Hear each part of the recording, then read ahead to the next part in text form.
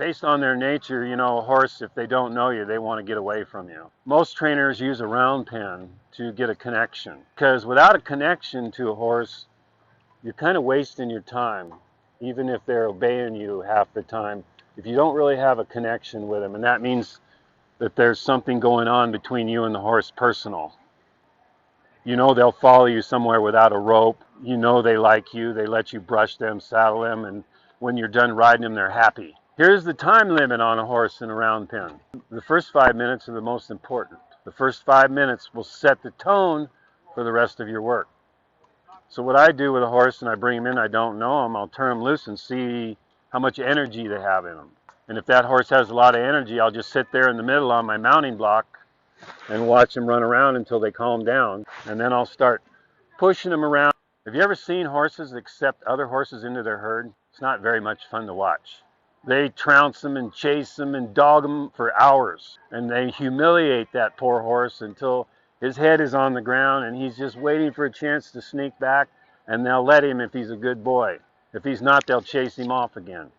Well, we don't need to be that heartless. We just need to know how a horse's brain works. In a round pen, when a horse can't be looking at everything, they start to conserve their energy and get tired, or for whatever reason lose their desire to flee you.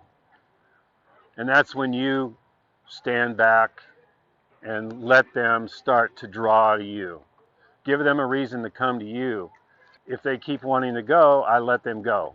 I don't chase them like other trainers use this method, except here's what they do. They chase them around, they run out of oxygen, the horse lowers their head, they call that submissive, and then the horse doesn't want to move anymore because his tendons are tight, and that's how they train. It works. If you pursue a horse long enough, they'll just give up. I wouldn't ever try to purposely make a horse tired. They'll make themselves tired if they're stressed enough.